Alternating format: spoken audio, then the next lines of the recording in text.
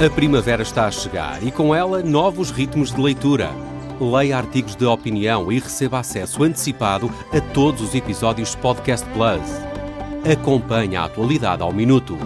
Assine hoje o Observador com até 58% de desconto e habilite-se a ganhar uma tote bag e um voucher da Livraria Almedina. Tudo em observador.pt.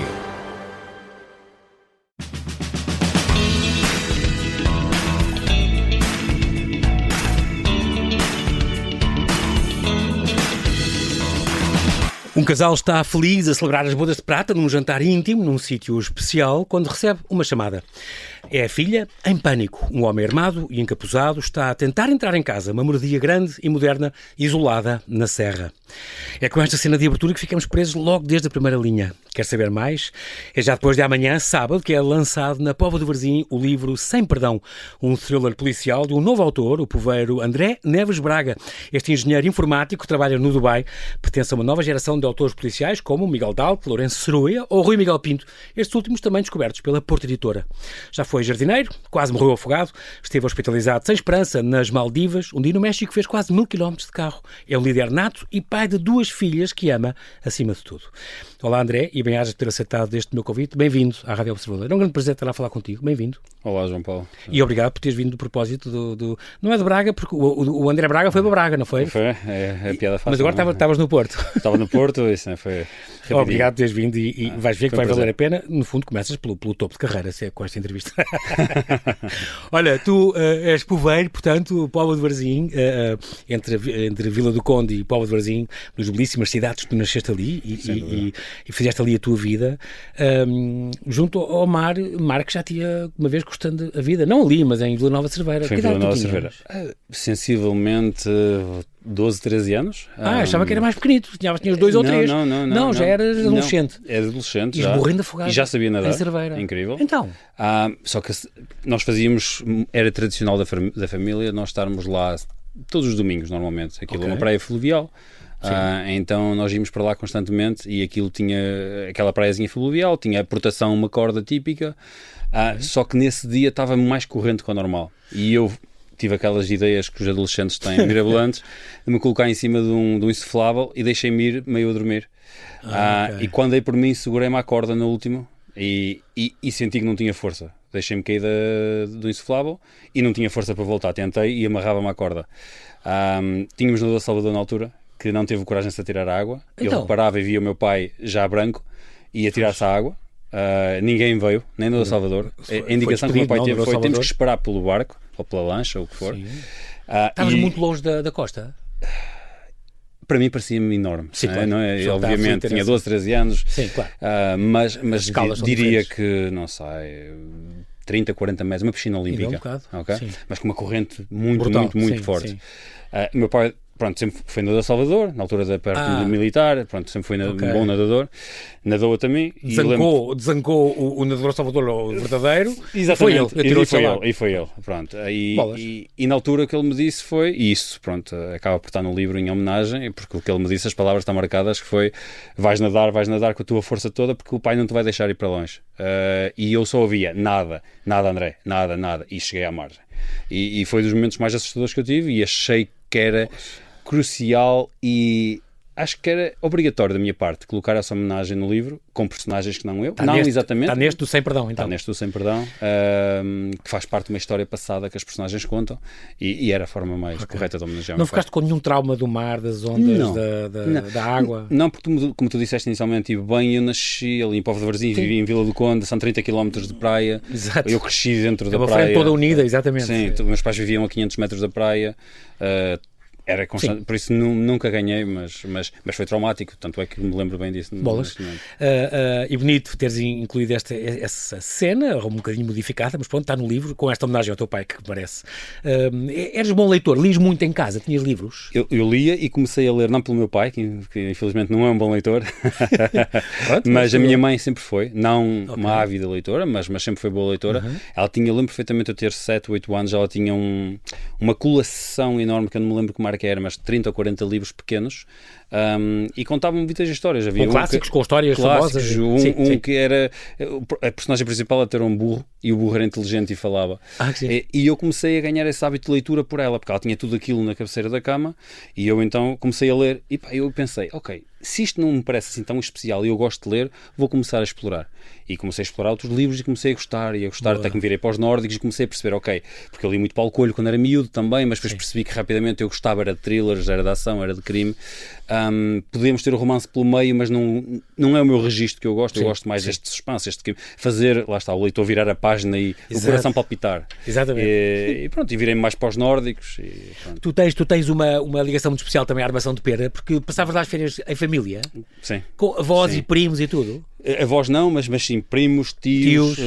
A primeira vez que fomos de férias para lá eu tinha 11 anos, e lembro que estavam 4 ou 5 tios, nós somos uma família muito grande. Sim. Eu tenho cerca de 14 tios de cada parte, ou seja, somos para aí 50 primos.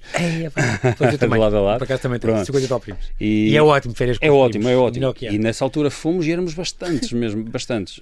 Éramos, sei lá, 30 pessoas. Com 11 anos organizavas teatrinhos e coisas. Tu? Já. Sim, tu és um contador de histórias de nato, tu és muito imaginativo e contar histórias, tu dizes, eu sou mais contador de histórias, gosto mais que me chamem contador de histórias do que escritor. Exatamente. Porque tu gostas de criar isso, os personagens, as situações. Por duas razões, João Paulo.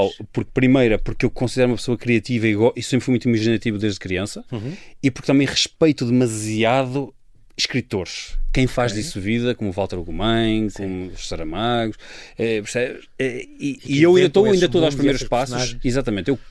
Porque a minha área profissional não é essa, então eu respeito muitos escritores, então gosto de me considerar um contador de histórias, porque sou muito criativo e acho que tenho jeito para contar histórias, modéstia à parte. Olha, e que peças é que vocês representavam? Inventavas tu ou representavam coisas conhecidas? Inventava-se. Eu e os meus primos pequenos, lembro perfeitamente, uma vez nós escreviam à série e decoravam falas? Sim, e improvisávamos. Eu sempre fui muito de improviso. Por exemplo, até me perguntaram, mas vais ter entrevistas ou agora com o João Paulo ou agora com outras pessoas, mas tu preparas-te? Não.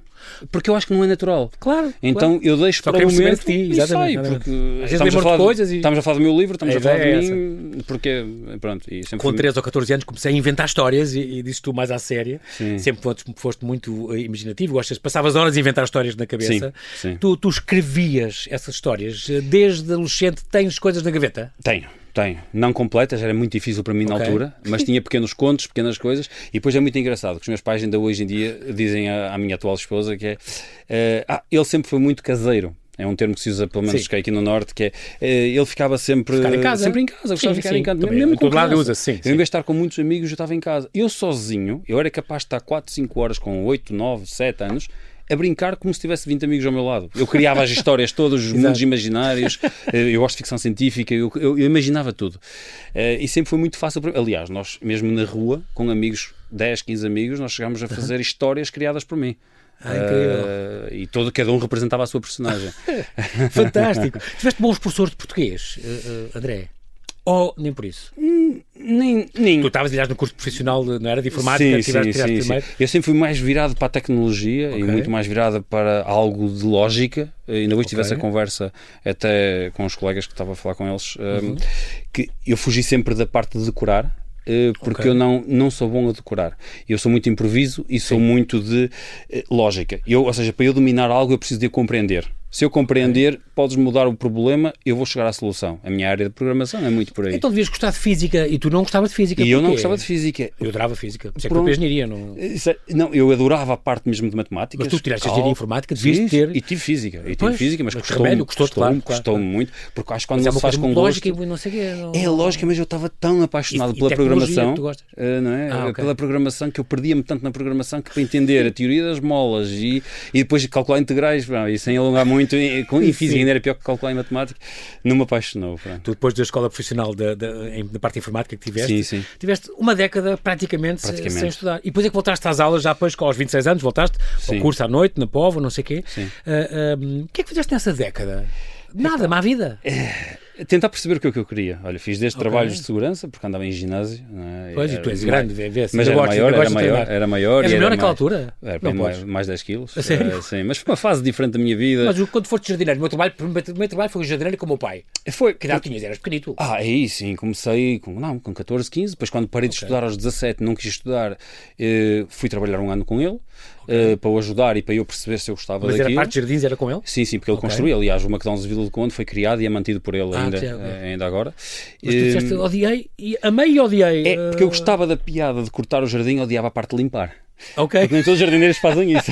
Exato. Mas meu pai é muito meticuloso e limpa tudo, e tirar ervas e essas coisas todas, e cansa. Que é uma grande chatice. É muito chato. Tem que ser. Então odiava e gostava. E gostava porque passava momentos com o meu pai e foi uma fase engraçada da minha vida, mas vi que não era aquilo que eu queria para mim. Mas já estavas na parte do já não quero estar mais, quero trabalhar. Foi porque assim, eu quero grande. Os teus pais não te empurraram para volta. Filho, não larga no 12º ou qualquer coisa. Nomeadamente a minha mãe que tinha o sonho de ser professora, naqueles tempos era mais difícil, sempre me pediu muito para eu estudar. Mas como eles, se calhar, nunca estudaram, nunca se calhar tiveram as ferramentas certas para mim. O primeiro da tua geração a ter uma licenciatura. Sim.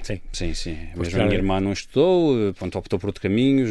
Estiveste no IPCA, no Politécnico do Cabo e de Ave, e adoravas tudo que era programação, e lá foste, engenharia informática. Exato. Sim. Fantástico. E depois também és muito competitivo, tu e o CR7, não gosto de perder nem a feijões. Os meus amigos queixam-se muito porque até eu acho que comentei isso contigo, até num simples jogo de FIFA. Ou num jogo de Monopólio, e quem me tiver a ouvir que são colegas meus vão perceber isso. És renhido a jogar. Eu tenho muita dificuldade em perder, sou muito competitivo. Mas liderar, como tu dizes, não é mandar, é unir as pessoas em torno de um objetivo. Tens essa noção? Sim, completamente diferente. Quando trabalhaste no Hugo Boss e não sei o quê, tinhas equipas que trabalhavam contigo? Claramente, no Hugo Boss tive 3 equipas diferentes. E eras um bom líder, apoiavas os objetivos? Eu considero que sim, porque eu prezo sempre o bem-estar e quando as coisas são complexas e as coisas dão para o torto, sou eu que dou o peito às balas. Ou seja, a equipa não me puxa a mim porque eu sou o líder. E eu puxo a equipa a seguir-me por exemplo. E é assim que eu acredito, é assim que eu... Qual é o maior segredo de uma liderança de sucesso? Eu acho que é sermos humildes e ganharmos o respeito da nossa equipa pela competência que nós temos. Se nós somos competentes e formos justos com a equipa, eles veem o exemplo. É o que acontece com treinadores de sucesso no futebol. Assumiste então a tecnologia, voltaste às aulas, então foi a tua grande viragem profissional, foi a tecnologia. Em 2017, estamos aqui já há 9 anos, foste para a Hugo Boss, então a tua primeira experiência internacional. Foi a mudança para o mercado internacional. Exatamente, e aí foi já na parte informática sempre, que é o que tu fazes. Sempre programação. Esta coisa de Angular é o quê? Tu tens imensos tutorials na net de Angular, como já construir. Não feito. É tudo coisas também informáticas. Como construir a sua library, como construir não sei o quê. Por exemplo, sim, porque tens imensos seguidores no mundo inteiro, é impressionante. Sim, na altura, porque eu estava a fazer aquilo muito mais regularmente. Desde 2020, desde a pandemia, comecei a ter menos tempo, porque comecei também a escrever, comecei a fazer outras coisas e tudo rouba tempo. Mas sim, porque é Angular na prática. E a ter filhas? Que também rouba tempo. Pandemia, exato. Foi muito foi consecutivamente. Logo em 22 e primeiro? 22 e agora 24, ou seja, foi seguido e pronto, ocupa o seu tempo. Mas o Angular na prática é criar páginas web, que antigamente era só JavaScript e toda a gente conhece mais JavaScript. Como se fosse um web design. É um framework em cima que torna tudo muito mais poderoso. É mais complexo de fazer, mas muito mais fácil de manter. Para empresas, organizações, cada vez optam mais por isso. Esta Hugo Boss que tu tiveste lá 2 anos, mas a sede é na Alemanha, porque a marca é alemã. Sim. Mas tu ias lá muito raro ou estavas lá a trabalhar? Não. Eu estava lá a trabalhar quando fazia viagens, às vezes 2 semanas lá. Às vezes e depois o resto estavas cá online? Remote cá. Remote, sim. Porque pronto, e voltando um passo atrás, se me permites, sim, claro. Essa foi a grande razão de eu ter vindo para Lisboa em 2013. Porque chegaste cá a viver uns anos. Sim, porque eu queria muito chegar ao mercado internacional e em 2013 o mercado no Porto ou em Braga não era o mercado que é hoje. Então eu já tinha a visão de, eu quero mercado internacional. Qual é o caminho mais fácil? Ir para Lisboa. Então, ao contrário de todos os meus colegas de curso, eu acho que na altura fui o único a vir para Lisboa.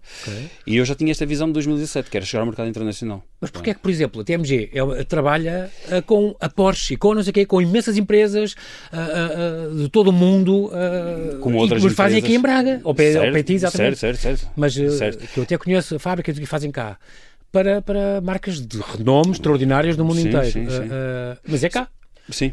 sim. E é mercado internacional, porque fartam-se de viajar também, porque têm contratos em todo o mundo só que com grandes marcas. O meu objetivo sempre foi o direto nós fazemos muito bem lá para fora também. Claro. Fazemos muito bem. Sim. Nós temos excelentes programadores, em todas as áreas nós temos excelentes mas também, porque querias mesmo fazer... Eu gosto mesmo de fazer direto com lá, sem intermediários. E para quem é da área vai perceber o que eu estou a dizer. Mas trabalhar diretamente. Eu neste momento tenho contrato diretamente com o Dubai. És muito bom em inglês? Não.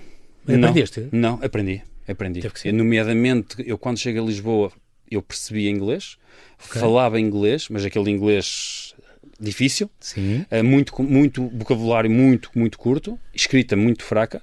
Sim. Só que tive que aprender. Eu tive que aprender. Técnico, não é? O que vocês trabalham muito... Mas agora, claramente, já são quase 10 anos a trabalhar internacionalmente, eu há 4 anos no Dubai, eu não sei o que é falar português, seja apresentações, às vezes discursos para 50 pessoas. Pitch, fazes qualquer pitch. Hoje em dia já não faço só programação, já faço também gestão de cliente. Aliás, quinta-feira, hoje, né, acabei de ter uma reunião com clientes de Bergen, ou seja, estamos sempre temos Estados Unidos, fusos horários diferentes, Hong Kong. Exatamente, tens que lidar com isso tudo. Sim. No Dubai há 4 anos, então, mas eu até achava que vinhas e que era dos repatriados que vinham agora com a guerra. Não. Mas tu não, a última vez que foste há 2 anos, trabalhas com eles diretamente, mas é remote. Às vezes temos reuniões em Londres, porque nós temos escritórios em Londres, é mais perto, então juntamos a equipa aí. Por acaso estava para ir ao Dubai, mas com a guerra agora cancelaram exatamente. A tua querida Sofia veio contigo lá nesta viagem, tens 2 filhas pequenitas, e é engraçado que tu, como eu disse logo na introdução, amas acima de tudo a tua família, é óbvio, cada vez achas que é mais importante passar o tempo, isso é muito importante com a família e com elas, e o teu medo é de não estar presente para vê-las crescer, e por isso queres mais possível estar com elas. E eu ainda pensei, será que ele está no Dubai e vai lá muito e fica cá a mulher com as filhas? Não, e depois eu reparei, tinhas uma tatuagem com o 20 de janeiro de 2022, percebiste? É a filha quando nasceu, de certeza. Sem dúvida. É extraordinário. Aliás, todas estas marcas que eu tenho no braço são todos representativos de família, segurança, proteção. Que é o que faz significado para mim. A paixão da escrita, então, desde muito cedo, criar, contar histórias, criar mundos, o que é que tu preferes quando escreves este é o segundo, digamos assim, já vamos falar do primeiro também, quando escreves isto, o que é que tu preferes? Que parte preferes? Criar o crime, criar o ambiente, criar as personagens, o quê? Os motivos? O que é que dá mais gozo e ficas ali, agora tenho que inventar isto e está-me a dar um imenso gozo? Eu vou dizer uma coisa que se calhar alguns escritores partilham disto, outros não, ou se calhar a maioria não, mas... Quero saber a tua. Pronto, e eu considero-me um bocadinho maluquinho, no sentido, eu brinco muito com os meus amigos eu sou um bocadinho maluquinho porque eu, quando penso nas histórias, por isso é que sempre foi fácil, eu vejo como se as personagens estivessem ao meu lado. E eu sou capaz de escrever 5.000 palavras sem parar. Tens essa visão espacial, imaginação espacial. É muito fácil para mim, então... Se eu pensar, porque para mim é distinto a forma como eu criei o primeiro livro desta saga, o Sem Perdão, do que é o que eu estou a planear para o segundo livro. Porque o segundo livro eu tenho que ter atenção como crio os personagens. Já sei. Como é que eu vou criar os personagens, e há coisas que me tico do David Branco. Espero que o branco e não sei o que, espero que já sejam os mesmos. Exatamente. Mas os inspectores são os mesmos, é uma saga. O tique que ele tem da barba quando está a pensar, ele não pode perder esse tique no segundo livro. Então isso dá-me... Isso também é meu. Sim. E isso dá-te um gozo para... Mas depois tens que inventar todo um corpo, e um crime, e um motivo, e uma... Mas o que me dá gozo foi este livro Sem Perdão. Porque eu comecei a escrever e deixei-me ir pela história. E aquilo que eu tinha planeado, quem eram os assassinos, ou quem era o assassino, ou quem era os... Começaste e não sabias como ia acabar? Não. Tinhas uma ideia, Tinha uma ideia do que é que eu queria, mas as pessoas que eu estava definido para ser tornaram-se diferentes, ficaram amigas, outras ficaram inimigas, outras ficaram culpadas, outras ficaram inocentes. Porque a história foi pedindo isso. E isso é que para mim é brilhante e adoro, dá-me um gozo enorme. Quando na altura em que agora assinaste com a Porto Editora, foi completamente, André, um sonho concretizado. Tu tinhas já este sonho antigo? Há muito tempo. Porque, de facto, agora estou bem a pensar, tive de ter aqui o Miguel Dalt, mas concretamente com o Porto Editora, o Lourenço Ceruia ou o Rui Miguel Pinto, de facto também diziam, isto é a consideração, e é o maior grupo editorial português, nada a fazer, e quando eles apostam à séria e fazem uma boa promoção, eu gosto muito deles também, e portanto, de facto eles têm estado a agarrar estes recentes talentos de policial como tu, que eu, como te disse, e repito aqui ao vivo e a cores, que de facto comecei a ler, não estava com grande esperança, nem muita nem pouca, não estava. Deixa cá ver, mandaram-me este livro e eu comecei a ler e pensei, primeira página, esta história do meu pai e a mãe a celebrar num coisa íntimo, os dois muito cúmplices, 25 anos casados, e telefona a filha em pânico, eles ouvem o respirar dela, angustiada, a falar baixinho, o pai está um homem a tentar entrar em casa, não sei o quê, e veio disparados por ali, e depois há tiros, e há mortes, e há... É extraordinário, eu fiquei preso e de repente tiraste-me um fim de semana, é tua culpa, é que eu fiquei agarrado a isto até ao fim e disse, não, eu queria muito falar com o André, porque está muito bem construído, ainda bem que eu sei que é o princípio de uma saga e que vem em mais, já tens aliás em mãos, mas houve uma altura também, além deste contrato muito importante que fizeste agora, houve uma altura também que quase desististe de escrever. Porquê? Porque o primeiro livro, quando lancei, eu criei-o em 2015, 2014. Estamos a falar do quarto 341. Exatamente. Lancei-o em 2016 e lancei-o... Há uma década já, impressionante, faz 10 anos. É uma década. Só que lancei-o por uma editora chamada Não Tradicional. Acheado. Não Tradicional. Quando a pessoa quer fazer autoedição, muitos recorrem. Exatamente. Sim. Só como qualquer autor novo, eu fui com alguma expectativa de algum apoio, porque senão eu imprimia os livros. Tem 1000 cães a um osso, é complicado. Exatamente. Sim. Então, a desilusão foi tão grande, por mais que eu tenha vendido bem, okay? Não vou meter mais nisto, já percebi. Não vou. Eu gosto demasiado de escrever para estar a perder a sanidade mental. Então, se algum dia eu for, ou vai ser porque eu quero, por mim, e acabei por fazê-lo, né, pela Amazon, ou então vou chegar à Porta Editora, ou uma editora dessa dimensão. E depois acabei por ir pela Amazon porque ninguém me dava resposta, que é o normal, e trabalhei 2 ou 3 anos neste manuscrito, e depois lancei pela Amazon e vendi cerca de 200 livros. E depois, pronto, começou-se a falar e cheguei à Porta Editora e concretizei o sonho. Sim. André Braga, temos de fazer aqui um brevíssimo intervalo, já voltamos à conversa, até já.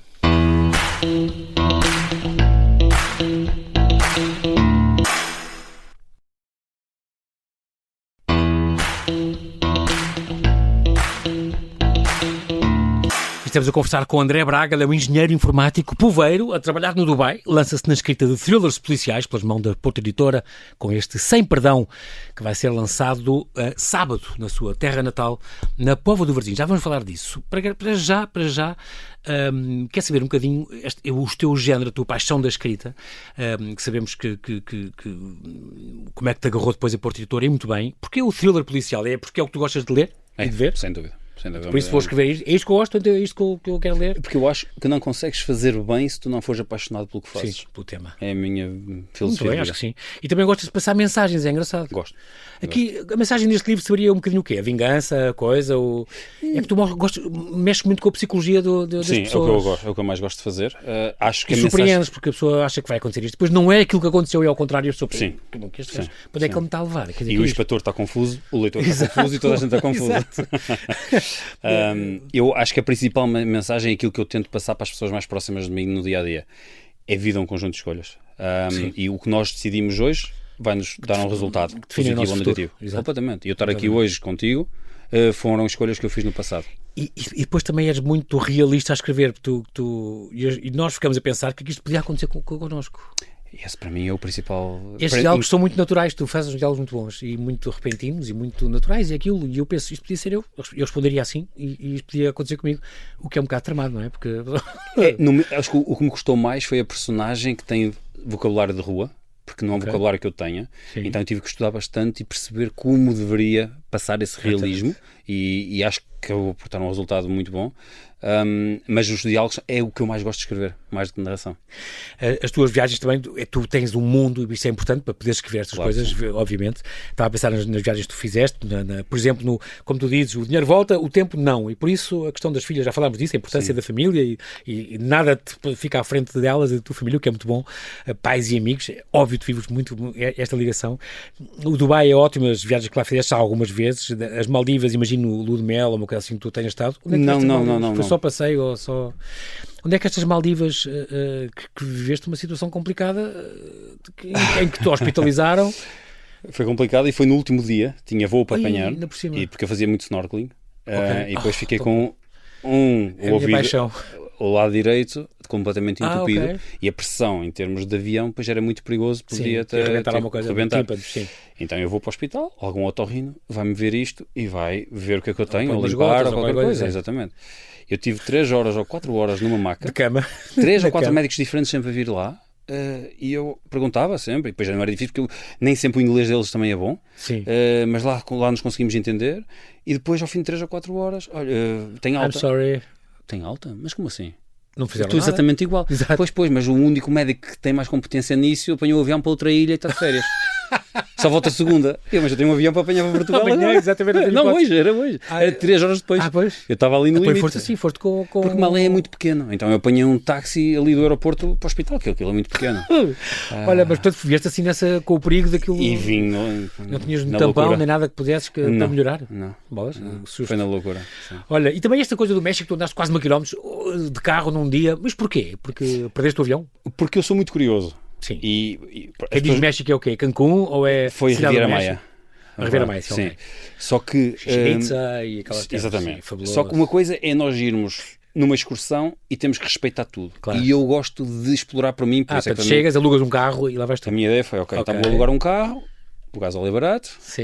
e vou por aí e à descoberta. Mérida e Chichen Itza e... Hoje não sei se fazia Tulum. isso porque foram 1000 km num dia e eu meti-me por vários sítios que, pronto, que era a descoberta. Pouco ficavas numa múmia maia. Muitas vezes parado por militares, dar-me em punho e armas de meter respeito. Ok, sim. E a única coisa que eu mostrava era a pulseirazinha do hotel. Sim. E lá me deixavam passar, mas podiam ser Tudo eles como incluído. podiam ser outro tudo incluído. Olha, estás agora a falar das tuas influências, este Chris Carter, por exemplo, Lars Kepler, a Carmen Mola. É engraçado porque, por exemplo, este Chris Carter, eu não conheço, foste tu que me chamaste a atenção para ele, eu fiquei curioso de ler, pelo menos o Assassino do Crucifixo. É fantástico. Acho que É o meu livro favorito neste momento. E que começa de uma forma brutal, não contes, mas fica agarrado como o teu. Magnífico. Completamente. Okay. Completamente. Isto é um americano que nasceu no Brasil e tal, é um psicólogo Exatamente. criminal, tem esta série com o Robert Hunter, é Robert o Hunter detetive. e o Garcia, que é o parceiro. Sim, Ok. é muito Já- bom. A dinâmica Já deles tem é 12 excelente. volumes desta série, 6 deles já saíram cá em Portugal, Sim. pela Top Seller. Exatamente. Fiquei curioso, portanto, e Muito isto te influencia muito. Portanto, se é muito o género de coisas que tu gostas, eu devo gostar. Nomeadamente, o que eu tenho planeado para o próximo livro está com muita influência de Chris Carter. Ok, então vou ler antes. Muito bem. O Lars Kepler, já sabemos que é este Sim. casal, aliás, com uma portuguesa e um sueco. Portuguesa, exatamente. Desde 2010, tem esta série do hipnotista, esta Joana Lina é a comissária, Exatamente. já tem 10 volumes nesta série. E depois, entretanto, mudaram agora em 2023, há um pseudónimo diferente, Alex Andoril. Exatamente. Uma nova série com outra investigadora, a Julia Stark, já tem 2 livros. Mas este hipnotista foi o primeiro e foi... Tu até relês, é engraçado. O impacto foi assim Eu li, foi o livro que deu um empurrão. Foi, não sendo o livro que eu mais gosto deles, não é? Pois, tu dizes, o Homem da Areia, por O exemplo, Homem é da melhor. Areia, sim, eu gosto mais, mas este livro Marcou-te. é muito especial para mim porque foi... Provavelmente naquela fase que eu começo a ler livros diferentes e começo à procura dos nórdicos, Foi o encontrei o penaltista e, epá, É isto que eu quero. ele começa com a família assim, uou, ok, é isto que eu gosto. E comecei a ler mais disso, pronto.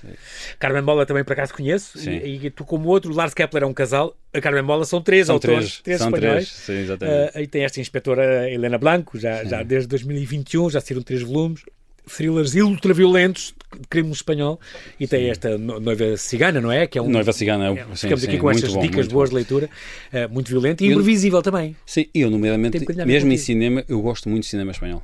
Muito, Ok. muito.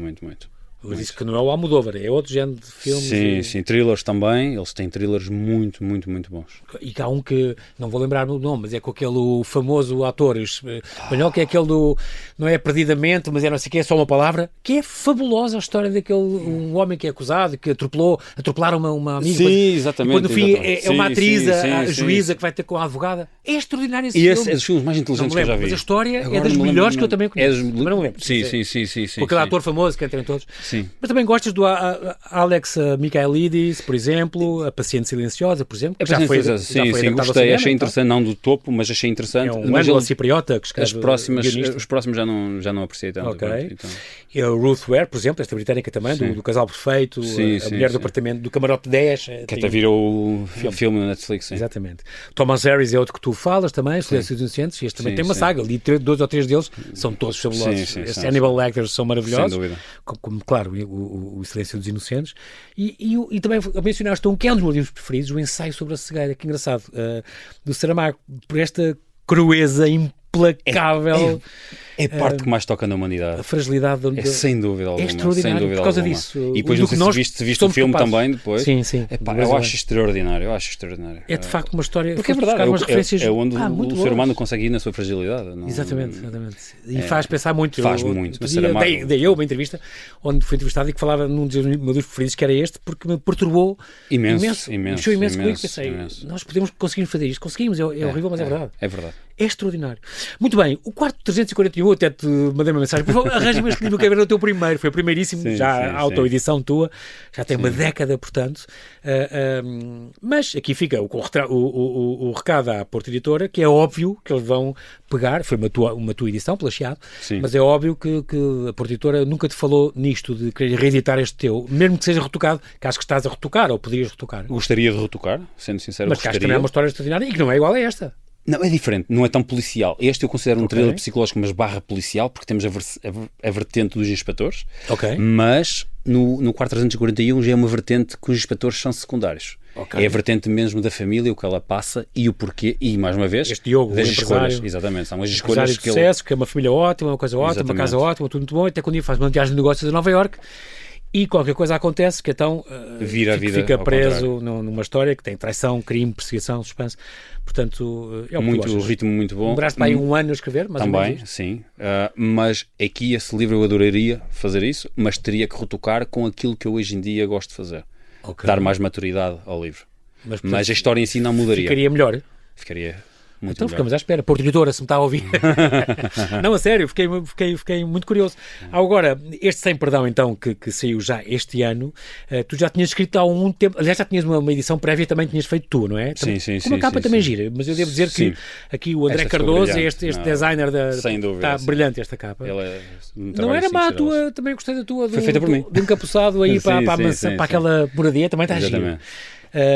E de facto fica aqui esta dica para o André Cardoso, grande capa que dá nas vistas. Eu sei que não é pela capa que se compra os livros, mas a capa é importante quando passas na livraria e topas as novidades e tal, e a tua está muito gira, 333 páginas, portanto depois de amanhã, dia 14 às 4 na Biblioteca Diana Bar, na Póvoa, na tua terra natal, vai ser lançado, e depois uma semana depois na FNAC aqui em Lisboa do Colombo. Exatamente. É também lançado este Sem Perdão a não perder. Qual foi a emoção de ires ao bloco gráfico lá da Porta Editora, eu vi depois uma sessão fotográfica que fizeram contigo, ser o teu primeiro livro na Porta Editora a ser imprimido, é uma emoção grande? É emocionante, eu não acho que não há palavras. Deve ser fantástico. É fantástico, porque estás a vê-lo nascer. Eu não fui ver os livros lá parados, não, eu fui ver a sair naquelas máquinas gigantes, aquilo é uma coisa fabulosa para visitar. Eu tive a sorte lá sem dúvida. E é muito giro. E tive a sorte de encontrar uma pessoa que é o Rui Guilherme, lá, que trabalhava lá? Pergunta, sim, trabalha lá e é o responsável por aquilo, pronto, por aquela parte que me teve a explicar tudo. Ele pergunta-me: André, já estiveste alguma vez numa gráfica desta dimensão? Eu, não. Então, queres fazer um tutorial por aqui? Bora. Explicou-me tudo, cada máquina, até chegarmos depois já onde estava o livro final. E começar a vê-lo a criar, a passar pelas máquinas. É incrível. É incrível, uma sensação muito, muito boa. Muito bem, portanto temos este livro, já sabe, Sem Perdão, a não perder. Nada é tão letal como a sede de vingança. Portanto, a sede de vingança, como toda a gente sabe, é um prato que se serve frio. Portanto, já percebem que a Luís e a Joana Moreira, um casal, está a celebrar as bodas de prata, mas há um telefonema que muda de facto tudo. Alguém está a tentar invadir a sua moradia. É uma casa isolada na Serra. Isto, a Serra de Monte Junto, tem um bocadinho a ver com o sítio que tu imaginaste. Fala na Serra de Monte Junto, eu não me lembro. Fala. Mas lembro que tu tiraste umas fotos toda a Serra de Monte Junto. Exatamente. As pessoas que vão ler aqui o livro vão perceber que é daqui. Já estive lá para aí há um mês a visitar a fábrica do gelo, aquilo é muito giro. Exatamente. É que é muito isolado, de facto, aquilo. É muito perto de Lisboa, QB, mas é muito isolado. É muito isolado. O clima também é estranho. Mas tem muita terrinha ali, muita aldeia ali, como Bragança, que é a mais próxima, salvo erro. Espero não estar a cometer nenhum erro aqui para os locais. Mas pronto, a inspiração veio da minha casa estar a 15 km da Serra de Monte Junto, a minha antiga casa, e eu tinha vista diária para a Serra de Monte Junto. Perto da Glorian ou perto da... Cadaval, perto do Bom Barral, e estava no topo da serra do outro lado oposto, com vista para a Serra de Monte Junto. Então diariamente eu via aquilo. Era impossível não servir de inspiração, porque eu visitava a serra várias vezes e ao topo, onde tem as antenas, porque é uma vista espetacular, e eu pensava sempre, ok, eu tenho que criar este cenário. Isto é um cenário perfeito, porque há uma casa ou outra isolada, vou então criar este género de casa. Eu estou a visualizar, mesmo o desenho que tu fizeste, ou que tu arranjaste, para mim era como eu visualizava a casa, super moderna, aqueles vidros até ao chão, toda aberta e com um pinhal à volta, aquilo impecável. O David Branco e Isabel Rodrigues, estes inspectores, vão aparecer, portanto, isto é uma saga que tu estás a começar. Já a Porta Editora não sabe, mas já tens o segundo em mãos. Quando tu assinas o contrato, já diz que e para os próximos, já fala nisso? Não, nós já assinamos um contrato para este livro, um contrato com tempo. Eu achava que nos contratos eles já podiam dizer os pré-direitos para os seguintes e não sei o quê. Nem falámos disso, para ser sincero. O foco foi este livro. Mas tu sabes que tens de fazer eu acredito e já estás nisso. com ele em mãos, de certeza. E o objetivo é esse, e deixar isto uma coisa clara, porque há pessoas que se assustam quando se fala em sagas. Mas é uma coisa que eu gosto nos livros, é sempre, eu tenho duas histórias paralelas sempre por livro. Eu tenho uma que é a principal, e essa eu gosto que seja um filme, ou seja, começa e acaba, e nós temos o final e temos tudo entendido. Eu não prometo que seja bom, porque eu não gosto de finais felizes. Tento ser ali um meio-meio. Dares a volta tudo. Mas depois ter uma história paralela. É uma história paralela. Os investigadores, que é essa sim. E que vai evoluindo ao longo. Vai evoluindo e ganhar maturidade ao longo saber isso da para saga. ler. Podes começar pelo segundo ou pelo terceiro. Exatamente. Poder começar sem. Porque o segundo vai ter outra vez uma história que começa e acaba, mas esta história vai continuar. Aqui no Sem Perdão, portanto, o maior serial killer português voltou ativo, está sedento de vingança e depois ou está preso ou não está preso. As pessoas vão ler e vão perceber. Tu acreditas muito também no karma, não acreditas? Acredito. Desta coisa da psicologia humana, tentativa de homicídio contra este empresário, e mergulhas de facto nas sombras da alma humana, um labirinto de interrogatórios, incongruências, suspeitas que recaem sobre todos os envolvidos, sem exceção. E de facto há esta vingança que é o motor que mexe com isto tudo. Sem dúvida. E sabes, vou confidenciar-te aqui uma coisa. Quando se cria um livro como eu criei, que o primeiro parágrafo, que são 3 linhas, é contextualizar o casal no restaurante. Exatamente. E no segundo parágrafo, que é a 4ª linha, já temos toda uma ação e uma adrenalina e não dá para parar. E depois, quando acontece, ao fim do 5º ou 6º capítulo, acontece algo e as coisas acalmam, parece que acalmam, converter esta ação, esta adrenalina, em vários capítulos interrogatórios é desafiador. Exatamente. Porque como é que nós preparamos o leitor para tanta adrenalina e de repente mudas para um registro de inspectores e interrogado? E por incrível que pareça, o feedback que eu tenho recebido, seja Goodreads, seja por mensagens privadas, seja por pessoas que me abordam, é que os interrogatórios é das coisas que as pessoas mais gostam. Sim. Ou seja, eu fico muito feliz porque era difícil fazer esta transição. Como é que eu vou prender o leitor? É algo que eu acho que é necessário, que é puxar pela psicologia, por esta ser verdade, ser mentira. Nós, como leitores, sermos inspectores também. Mas depois os próprios inspectores também são interrogados e não sei o quê. Exatamente. E toda a gente tem aqui alguma culpa e alguma coisa a ver com isso. Ninguém está à espera que vá para o lado de lá, que passe para o lado de lá. É giro. E há muito page turner, faz a coisa típica, tática, mas que funciona, dos capítulos curtos, da coisa que vai avançando e vai Dan Brown, pronto. Não pode deixar de ver e não pode... É só mais este, pronto, e isso envolve 24 horas. E optaste por criar também, é engraçado, este teu inspetor com 50 e tal anos, já experiente, com os seus problemas. Não quiseste nada esta história do protagonista, o grande e jovem investigador que... Acho que nem há o certo nem há o errado. Acho que são... É o teu. Exatamente. Acho que quis ser um bocadinho... Porque, assim, muito humano, isso traz humanidade que é giro. Psicologia humana, tu gostas disso? Sim, e vem da minha área. Ou seja, na minha área nós não consideramos ninguém experiente nem supra-sumo se tiver 5 anos, 10 anos de experiência. Já temos de ter bastante experiência para confiarmos milhões de dólares de uma empresa nas decisões daquela pessoa. E a mim, enquanto leitor, sempre me fez alguma confusão em livros de inspectores terem 30 anos, 30 e poucos anos e já serem os maiores do país. E o que eu penso é, é realismo, QB, porque como é que eu acredito que tu és o melhor do país? Pode acontecer. Pode, claro que sim, claro que sim. Mas é mais verosímil se for. Mas a maior parte dos livros é assim e está tudo bem. E eu, enquanto leitor, não aprecio tanto, então trouxe para a escrita, quero alguém experiente, claro que me retira longo prazo se eu quiser saltar espaços temporais, daqui a pouco ele tem 80 anos, mas trago o realismo de, ele é assim, porque ele tem 33 anos de PJ, ele é inspetor-chefe, mas por causa disto e isto ele é de campo quando quer, tem estas regalias por causa da experiência, porque foi ele que fez isto há 20 anos, no tal caso que nós falámos. Faz esse contexto. E acho que dá este realismo. Aliás, há um pormenor lá, desculpa interromper, João. Não, o tempo é teu. Há lá um pormenor que fala-se que ele tem um apartamento ali no campo pequeno. E nós sabemos que é impossível hoje em dia um salário de polícia ter um carro. E há esse cuidado na história de tem, e ele é agradecido porque comprou aquilo na altura do seu relacionamento há 2 décadas. Exatamente. Aí era possível. E, aí, sim, e agora normal. considerava aquilo um luxo. Ou seja, eu tento sempre não perder realismo enquanto leitor. Anacronismo. Muito boa. Tiveste que a Andreia, a tua amiga enfermeira, por exemplo, ajudou-te em alguns dados. Ajudou. Que também tens algum polícia ou investigador. Muitos autores acaso como não. tu. Por acaso não. Às vezes há por nós da armas, coisas... Sim. Sei que alguns têm. Não, foi tudo muita pesquisa tua. Perdi horas e horas nas páginas da PJ. A querida Sofia, que está aí à tua espera, porque é que ela foi importante para este livro? Isto tem a ver com o presente de casamento há 2 anos? Tem a ver com isso? Tem. Porquê? Escreveste um primeiro capítulo e deste-lhe de presente? Foi mesmo assim. Ou seja, eu estava sem escrever há muito tempo, ela tinha lido o quarto 341, sim. Tinha adorado. Okay. Então estava sempre, tu tens muito jeito para escrever. A melhor amiga dela, que vai ser cantora nestes eventos, que vamos ter música ao vivo, e falavam sempre, tu escreves muito bem. E sempre a chatear. Eu uma vez, para a surpresa de casamento, vou-lhe escrever um capítulo, mas um capítulo, garanto-te aqui, completamente, um capítulo que se calhar era as primeiras 5, 6 páginas agora do livro. Deste, Porque eu não estava a pensar em dividir capítulos. Mas isso agarrou completamente. O que ela me disse foi, olha, obrigado, adorei, e agora aí te que pares.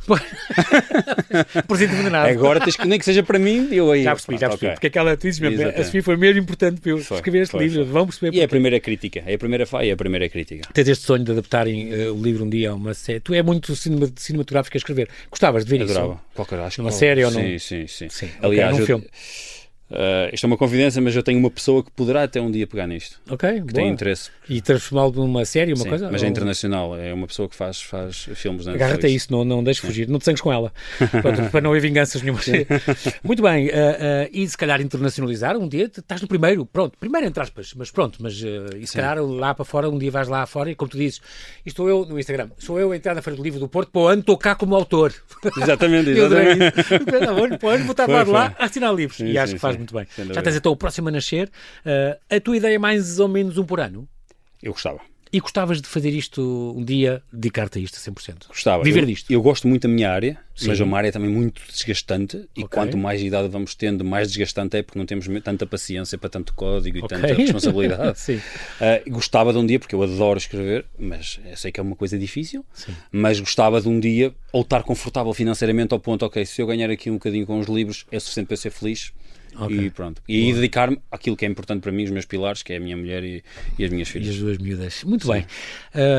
André Braga, não te vou chatear mais, já passámos o nosso tempo, mas estou muito contente com esta conversa, muito contente com o teu livro, muito ansioso para ler então o 341, gostava muito, e ter a certeza que vai haver uma edição também revista e aumentada por ti, e é o primeiro passo de uma saga que eu quero percorrer até ao fim e quero que ainda voltes para nos falar mais das tuas ideias. Parabéns pela tua por esta estreia extraordinária que tu tens e vais voltar. Bem-ajas. Obrigado. E foi um prazer.